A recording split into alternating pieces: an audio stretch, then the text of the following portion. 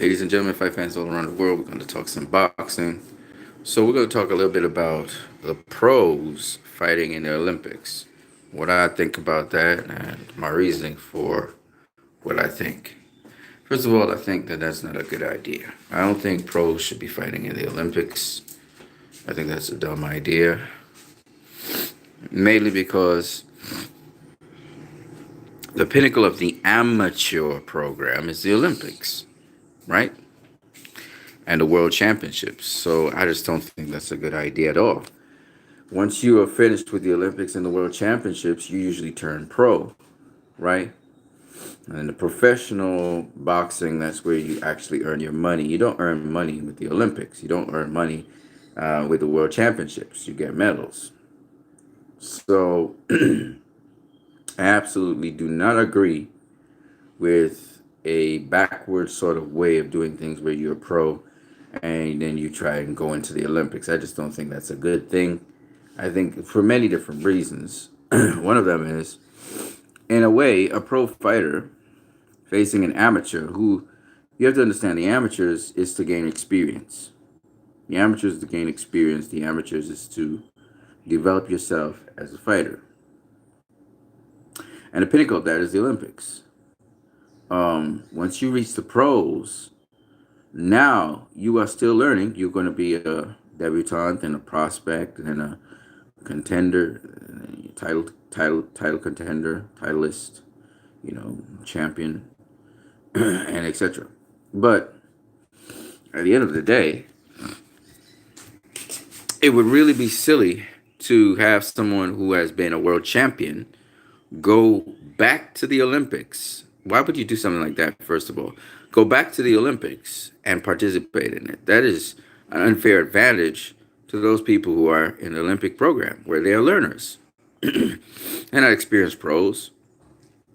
That's as ridiculous as we criticizing people for facing debutantes, right?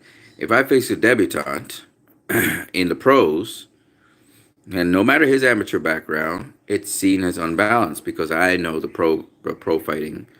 I've been a pro, especially if I'm a world champion and I face a debutante. That's just one sided. It's just not right.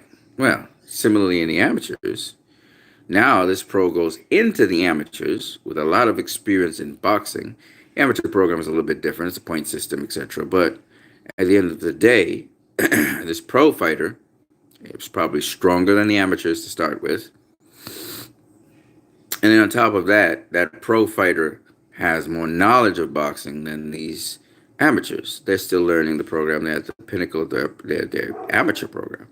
So I just find it's an unfair advantage, and I think it shouldn't even be allowed, even though it apparently has been allowed a couple times in the past and still to this day. I think it's a stupid thing to do.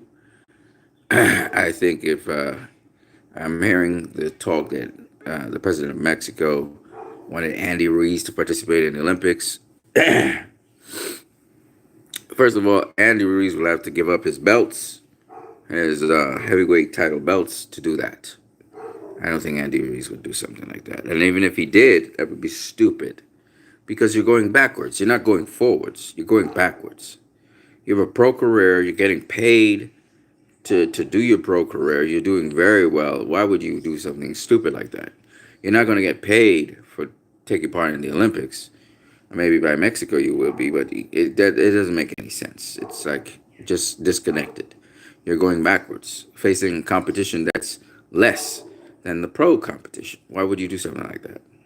And yes, there's some very good amateurs, and there are some very good guys who are like that go into the pros, and they in minimal amount of fights, like Derevchenko and Usyk and Lomachenko, etc. They've moved from the amateurs, moved into the pros, and done very well. But that's because they're two-time, three-time, four-time, five-time Olympic and amateur gold medalists, okay, or medalists. Period. The pedigree is very high. When you're meeting amateurs who are not that, they're now going to get their first medal or whatever. That's just unfair. So I just don't think that that's something that should be advocated for. I don't know what your views on it are. I would like to hear your views and your opinions on this, but I absolutely am against that 100%. I don't care if you never had an Olympic background, you're now a pro, those days are behind you. Why the hell would you want to go do the Olympics now? What are you trying to do? Build up your pedigree or something? I don't understand. It makes no sense to me. And it's a backward step when you should be feeding your families and taking care of things like that. And just being the heavyweight champion of the world with Andy Ruiz is sufficient to represent Mexico. Why would you want to be in the Olympics? I mean, that's just, I don't understand it. It's just so backward, in my opinion. So, whoever is advocating for that or whoever is speaking about that, I think I should stop. Right? Shout out to each and every one. Thank you for smashing that like button. Whoever you are, it's just one person right at the present moment. Talking some boxing, I want to talk about a couple other things. I already talked in my last video about who I think is the best proven pound for pound fighter in the world in terms of women's boxing. The best proven male pound for pound fighter in the world right now, I think, is Manny Pacquiao. Canelo's try and make a stab at it by being a 4-divisional world champion at the high weight classes, which would be very impressive. I don't think he goes past 175, though. I think that's it. 154 to 175 is his thing.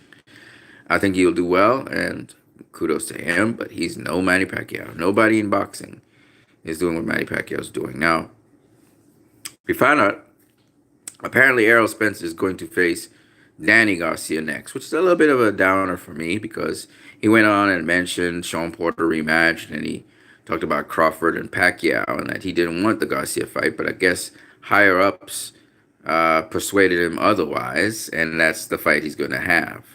So he don't have much of a choice in the equation, apparently. So he's going to be facing Danny Garcia next. And Danny Garcia is just simply a counterpuncher. That's as simple as that sounds. That can get very complicated because Danny Garcia does a lot of things interesting in the ring. I told you guys he slides around the ring and stuff like that. But at the end of the day, I think Errol Spence will win. I think in the later rounds he's going to punish Danny Garcia, particularly the championship rounds. I think in rounds 11 and 12 he's going to punish Danny Garcia, really punish him, really, really bad. But Danny Garcia is going to weather the storm, and he's going to move on to somebody else. But Errol Spence is definitely going to get a unanimous decision win over Danny Garcia. I'm looking at 8-4. I think Danny Garcia might win 4 rounds. Maybe the earlier, some parts of the earlier rounds. And then as the fight progresses, Errol will box him, and then Errol will take him out. Or try to take him out. He won't take him out, but he won't drop Danny or anything like that. But he will definitely put a beating on him in the 11 and 12 rounds. All you have to look at is Danny Garcia versus Lamont Peterson to get the blueprint for how Danny will get beaten. But that's the kind of fight that's going to happen. Errol Spence is going to box Danny early. Then he's going to start working the body somewhere around round 5, round 6. And he's going to crash his ass in round 11 and 12. That's how that fight's going to go. And Errol's going to win. He's going to win. With respect to the other fights that are out there now, some people are saying maybe Manny Pacquiao's getting that fight with Floyd Mayweather. Maybe that Mayweather-Pacquiao fight's going to happen. I don't know, because I didn't hear Manny Pacquiao say anything about that. It seems as though Danny Garcia is the next fight, which means what? Pacquiao's going to face who? Mikey Garcia? I don't know. So we'll watch and see what happens. Again, Pacquiao versus Mikey Garcia fight would be a little bit of a disappointment for me because, once again, I was expecting Pacquiao to face someone that more intrigues me, like a Lomachenko or something like that. Something that would intrigue me a little bit more than a Mikey Garcia fight, particularly because Mikey Garcia would be coming off a loss. And apparently, it looks like that might be the fight. So, Errol Spence will be facing Danny Garcia. Manny Pacquiao will face Mikey Garcia. And that might leave Sean Porter open to face Terrence Crawford, which would be good. I would love to see a Porter-Terrence Crawford fight, even though Bob Arum is not interested in that fight, which is stupid. Of course, Terrence Crawford has a mandatory, which is Gavali Oscars. which just annoys the shit out of me just thinking about it. They should pay Gavaliaskas step aside money, and Terrence Crawford should face Sean Porter. And I know that there's two are friends, but friendship aside, they should really get down to the business of doing that fight. And I think Porter is ready to do a fight, if not this year, next year. So I don't know. Maybe Terrence will defend against Gavaliaskas and then he'll face Sean. Who knows?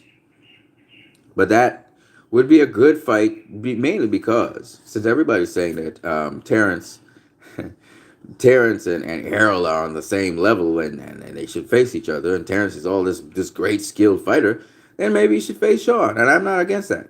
I'm like, okay, let him face Sean. Put Sean in there with him and let's see how it goes. All right? That's all I got to say. I'm not, like I said before, I'm not against anybody facing anybody.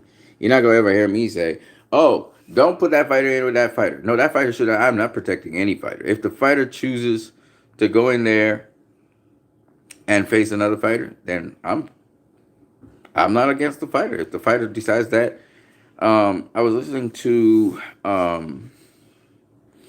D Styles Boxing, and the whole entire panel agreed unanimously that John Molina should retire from boxing. And John Molina retired from boxing after that. So apparently, he realized that that's it for him. And the thing about it is that they could suggest whatever they want to John Molina. John Molina is the one that ultimately has to make the decision. He made the decision not to continue boxing, which I think he means that he's in a pretty good financial position to be able to do that. He was beaten severely by Josecito Lopez. Josecito Lopez beat his ass, and finally the fight stopped. Now everybody's talking about this. Josecito Lopez looked great against John Molina, but everybody knows, and their mama, that John Molina is a punching bag, okay? He faced a lot of people, and it was a punching bag. That's just what he was, okay? So he's had some exciting fights, but he doesn't really have defense. So he's a punching bag. So I'm amazed that, so many people talking about Josecito Lopez. This Josecito Lopez would beat Keith Thurman. I'm like, no. He was facing John Molina. People get it right. Styles make fights.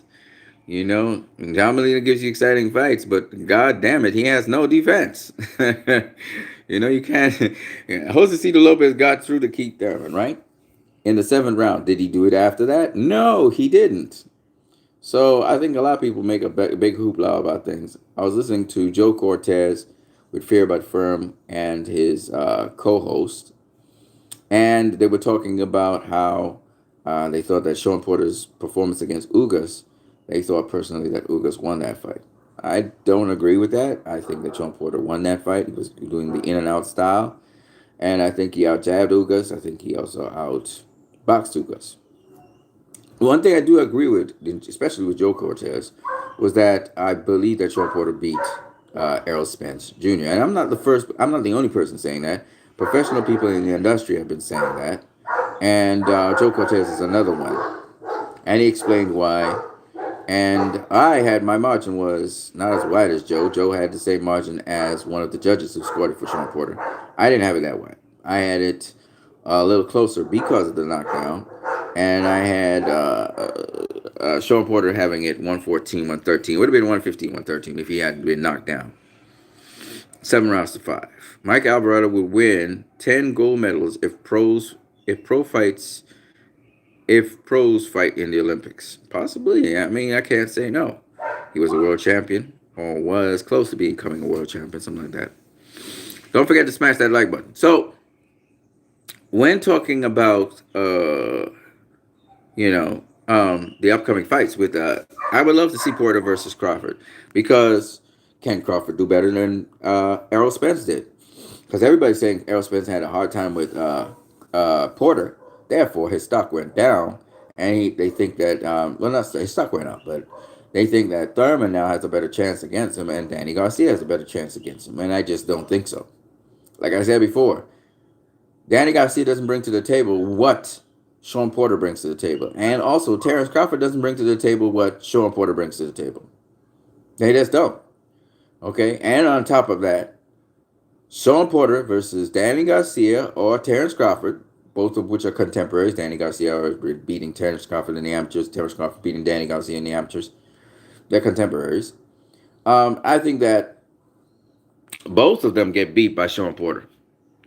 Sean Porter has not lost a fight, ladies and gentlemen. Go and look at the stats to anyone who is not a true welterweight. That is to say, anybody moving up into welterweight has been beaten by Sean Porter. Anyone. All right? And guess what? Terence Crawford came all the way up from lightweight. Then he went to super lightweight. And he's a remarkable athlete and all of that shit. But unless he's strong enough to keep Sean Porter off of him, he going to get beat. Mike Alvarado TBE, shout out to Mike Alvarado TV, says, Mike Alvarado is too good that he would give a free Olympic gold medal to Manny Pacquiao because he knows he's much greater than Pacquiao. Okay. So, as I was saying before, I don't believe, at this early time in the morning, I don't believe that Terence Crawford is going to beat Sean Porter. Now, I do understand that if Terence Crawford faced Sean Porter on ESPN Plus, which will probably be a pay-per-view, maybe it won't. It'll probably be a pay-per-view because Sean Porter's been on pay-per-view. And I think it will do great pay-per-view numbers. I can guarantee you that. For one, another thing that Sean Porter will do is it will actually boost Terence Crawford's pay-per-view. People have seen Sean Porter fight will go on ESPN Plus and actually buy it just because Sean Porter is on there. Anyways, so Sean Porter versus Terence Crawford. I'm telling you one time. I'm not asking you. So Terence Crawford right now is not ready for Sean Porter. He's just not. He looks like he's knocking out people left, right, and center. But the truth be told, those guys are all not anywhere near the level of Sean Porter. Okay? And what Sean Porter does in that ring, like I tried to break down a number of things. And by the way, I'll be able to, what's his name? Tommy Temper. This is for you. I will be able to do the breakdown of Sean Porter versus Kell Brook, as well as if you upload Sean Porter versus Errol Spence, I'll be able to do the breakdown on that round by round. I'm going to be doing breakdown of fights round by round. Actually, look at Canelo Alvarez versus Triple G, the first fight. I was looking at Sugar Ray Leonard versus Marvin Hagler, the build-up and stuff, and then I was so tired, I just went to sleep. And then I woke up somewhere around minutes to 1 in the morning. I couldn't go back to sleep because I disrupted something in my stomach. I think it's the muscles in my stomach was just tightening up too much, and it's sending gas up into my into my throat. It was just really uncomfortable, but it's all kind of leveling out now and calming down. But nonetheless, I did get some sleep, somewhere around 4, 5-ish. No, 3 something to 4. Or was it 4? 4 something to 5, something like that. I was up looking at videos. I think I actually did a video. Don't forget to smash that like button. And so anyway, yeah. So if Sean Porter faces Terence Crawford, I expect him to win because Terence Crawford is not strong enough and he doesn't have the punches to put away a Sean Porter, which means Sean Porter is going to keep coming. And Terence Crawford is going to have a difficult time with Sean Porter because of that. Like I said before, the great Floyd Mayweather, right, had a difficult time with Marcus Maidana. And so will Terence Crawford. He's not any different to anybody else. He's going to try and use his jab, keep him at range. It's not going to happen. He's going to close the distance, okay? When he tries to tie him up, Sean Porter will resist because Sean Porter is going to be stronger than Terence Crawford and will disrupt that and just keep on throwing punches. Errol Spence is a big, strong welterweight. That's why he could have tied up Sean Porter. Not even Keith Thurman. Keith Thurman was struggling with Sean Porter and trying to tie him up. And, you know, apparently Errol is stronger than Keith Thurman. And Errol was able to lock him up at certain points in time. That's another misnomer I heard people saying, that Sean Porter was punching and holding. Sean Porter wasn't the one doing the holding most of the fight. It was Errol Spence. Later on in the fight, Sean did do some clinching. But for the most part, Sean Porter was the guy that Errol Spence wanted to keep off of him. Especially early in the fight, Errol Spence was doing some tremendous holding and pushing him down. And Terence Crawford will try and do the same, like Adrian Broner and everybody. Sean Porter will be chasing Terence Crawford across the ring. Terence Crawford was trying to run away from Sean Porter, and all kinds of things will be happening. It'll be like a circus. Don't forget to smash that like button. So, if you guys think that this fight is going to go any way different than another typical Sean Porter fight, you're in for a treat. You're in for a big surprise because, Terence Crawford could get, Terence Crawford is going to be moving around the ring. Let's just put it that way. Sean Porter's style is just unique. And no matter how much you study it, until you're in the ring with it, you realize just how detailed and nuanced it is. The only problem Sean Porter has is not as accurate, and they could work on accuracy to refine the style, so he's even more accurate. He's been getting more and more accurate as he keeps on fighting fights. So that's not a good sign for anyone who has to face Sean Porter. The other thing I thought was the punch stats were off with the Sean Porter fight. I agree with Joe Cortez on that. That Sean Porter actually threw more punches than Errol Spence. You just go look at the rounds 1 to 4, and you see he's out throwing Errol Spence in almost every round. He's more active than Errol Spence. And also, I think he landed more punches than Errol Spence, but I can't prove it unless I actually go and do a punch count. But as we said, and everybody knows, punch stats is not what determines fights, so it doesn't really matter. What really matters is whose fight are we seeing, who's fighting whose fight. And they are saying that Errol Spence fought Sean Porter's fight and beat him at it, which I disagree with again. But that is my opinion. Don't forget you can smash that like button, people. And so, why I say this is because if Sean Porter faces Terrence Crawford, and Terrence Crawford gets beaten by Sean Porter, now you guys will respect what Errol Spence has done. Even though I argue that Sean Porter beat Errol Spence, he will definitely more clearly beat Terrence Crawford. The problem with that is Bob Arum won't want to see that happen. So he's protecting Terrence Crawford. If you guys haven't realized by now, Arum's talking all kinds of smack. The best thing you can do in the world, if you don't want to be a target, is point the finger at someone else. So this is what Bob Arum is doing. Bob Arum is basically using a strategy like this. And he did it with Manny Pacquiao as well. He does not want Terrence Crawford to face any of the other elite welterweights because he doesn't want him to lose to them. So he points to one of them, Errol Spence, who's a very promising welterweight, even when he was inexperienced, and he starts targeting that guy. And he targets him and targets him and targets him and targets him. In the meantime, what is happening is Terrence Crawford is not being seen as the guy that's ducking. And Errol Spence and Terrence Crawford gets the opportunity to build strength, get more confidence, get more comfortable in the division, and get himself stronger, fighting duds so that he can get better. So that's what's really going on. Bob Arum is protecting Terrence Crawford as he's protecting Lomachenko, as he's protecting almost all his fighters, including Tyson Fury. Tyson Fury, now, because he faced Otto Wilder, he don't have to face Deontay Wilder. Contract or no contract. Tyson Fury, if he's a true gladiator and a true warrior, after he gets his eye fixed, will come back on February when they have to face, and he will face Deontay Wilder. If Deontay Wilder beats Ortiz, he'll just show up and say, you know what, fuck it. I'm going to fight this guy with my eye the way it is still healing up. That's what Tyson Fury do. If he's a true warrior, then we'll see that. Otherwise, he's gonna punk Wilder's ass, and Wilder's gonna have to face somebody else. Right? Because that's typical Bob Arum for you. He's trying to protect his fighters so that they would make it to the big fight so he can get paid. So, having said that, that's the fight that I think Sean Porter can win. It'll be in his favor. And I have him winning against Terrence Crawford. All you Terrence Crawford fans who believe all kinds of shit about Terrence Crawford. Terrence Crawford don't have quicker feet than Sean Porter. He doesn't have quicker hands than Sean Porter. Even though he's from a lower weight class, he's not. There's a lot of skills Sean Porter has, Terrence Crawford just don't have. Right? Sean Porter can do some of the things that Terrence Crawford can do, including switch hit. So there's a lot of stuff that Sean Porter does that Terrence Crawford don't do. And that's the difference. That's the difference. Sean Porter has a wealth also of experience dealing with elite competition. At welterweight, Terrence Crawford has none of that. So those are just some of the points that I wanted you guys to understand when it comes to Sean Porter versus Terrence Crawford. I know Sean Porter will beat Terrence Crawford, but you guys don't seem to understand styles make fights. You know? Styles make fights. Let's talk about something else. in boxing. I listened to Demetrius Andrade. He's going to be facing his mandatory, just like Terrence Crawford is facing his mandatory. Some guy named Sam something.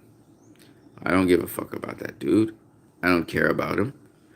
Andre's going to face his mandatory at the end of this year. Hopefully on one of those cards. I think he doesn't want to be on the KSI versus Paul Logan card. I think he wants to be on the Anthony Joshua versus Andy Ruiz card, Saudi Arabia. He's going to put on a performance against this, whoever this is, or nobody. I don't really care about the dude. And then hopefully we can get a fight. It's a known name. A known name. That's the question. Golovkin was supposed to be the guy that faces Demetrius Andrade. He was in line to be the mandatory for Andrade, but he chose instead to face Derevyanchenko. Interesting, isn't it? I think he thinks that Derevyanchenko is not as proven in the pros as he was in the amateurs, so he's going to try and feed off of his pro inexperience. I don't know, boy. Derevyanchenko is a tricky guy. That's all I can say.